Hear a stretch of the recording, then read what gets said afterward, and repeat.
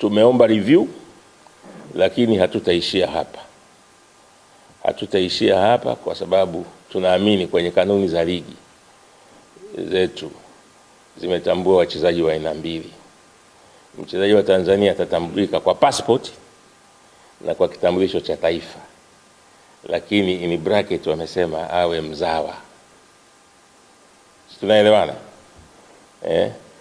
Atatambulika kwa passport au national ID, lakini in bracket awe mzawa. Mzawa maana yake ni indigenous. Kuwa na passport, kuwa na ID haikuwezeshi kuwa mzawa, kwa sababu kwa mujibu wa taarifa ya uhamiaji wanasema huyu alipewa uraia kwa njia inaitwa tajinisi, naturalization. Sasa kama amekuwa naturalized, kanuni zile zile za TFF zinasema mzawa. Kwa hiyo kuna mchezaji mzawa na kuna mchezaji wa kigeni. Sisi tunaamini Damaro hakizi kwa mujibu wa kanuni zenyewe za TFF, hakizi vigezo vya kuwa mzawa. Kwa hiyo yote hatumeyahoji, lakini kamati ya sheria na hadhi ya wachezaji hawakuyajibu hayo. Kwa hiyo tunaandika review na kuweza kuomba. Na naomba niliseme hili jambo si jambo dogo kwa nchi, kwa sababu Simba mwaka jana baada ya sisi kuona wenzetu wamepewa uraia, tunaandika barua kwa uhamiaji wachezaji wetu kwamba kuna baadhi ya wachezaji wetu wanaomba nao kupata uraia.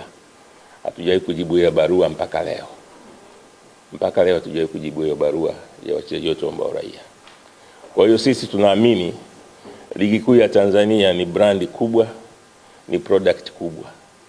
Ikiwa haiko kwenye mizania sawa, inaleta vitu ambavyo vinaumiza na vitu ambavyo si vizuri. Kwa hiyo jambo hili sio tu tunaenda kasi baada ya review kama tutapata tunayotaka, tunaandikia pia FIFA, kwa sababu tunaamini kuna fraud. Fraud kwa Kiswahili nasemaje? Fraud tunasemaje kwa Kiswahili? Ni udanganyifu. Kwa sababu kama unaweza kucreate ID nyingine ili mchezaji acheze, unashindwa kutumia ID ya mwanzo aliyokuwa nayo Gine, ina maana unafanya udanganyifu. Ibu FIFA nao waje waangalie huu udanganyifu huu, nani amehusika kuufanya na kwa faida ipi. Kwa hiyo hili jambo si dogo, ni jambo kubwa. Si tunaliona Simba kama mtu anaweza akapewa tu uraia ili achezee klabu, asichezee timu ya taifa, ni jambo kubwa. Kwa sababu Damaro vile alivyo, hata iwe vipi, hata kwa miaka 100 ijayo hawezi kuchezea timu ya taifa kwa sababu zifuatazo. Jambo la kwanza kabisa, ucheze timu ya taifa ya nchi husika, lazima uwe na mizizi katika nchi ile.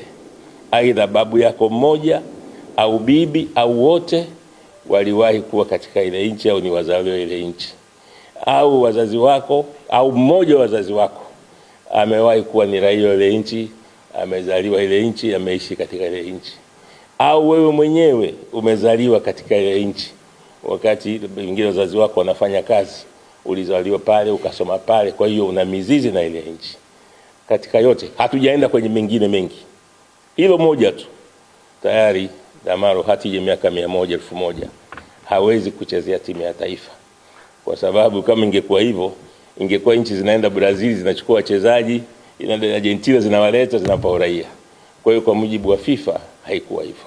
Lakini jambo lingine ambalo tulifikiri TFF walitakiwa walifanye ni kwamba kama kanuni za TFF hazizungumzii switch of nationality, ambao TFF walijua kabisa kimpira huyu ameswitch kutoka Guinea anataka kuswitch Tanzania.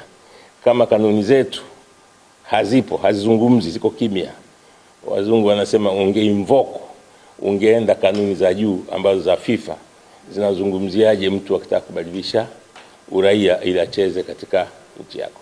Kwa hiyo wengi wanasema kwamba jambo la kubadilisha uraia ni rahisi tu, wanafanya referral ya Spain, wachezaji wa kina Rodrigo anacheza kwa sababu Spain inaruhusu uraia wa nchi hizi mbili. Ndio maana yeye anacheza timu ya taifa ya Brazil, lakini kwa sababu Spain inaruhusu dual nationality, basi anaweza akachukua uraia wa Spain na akaweza kucheza mpira. Kwa hiyo sisi tunajua jambo hili si jambo dogo, kwa sababu tunaona kuna unfair. Timu moja ina wachezaji 13 kupitia mlango wa nyuma, mlango ambao sio halisi. Timu zingine zina wachezaji 12. Mizani haibalance. Kwa hiyo niwaambie wana Simba, hili tuko imara, tutaenda mpaka la mwisho.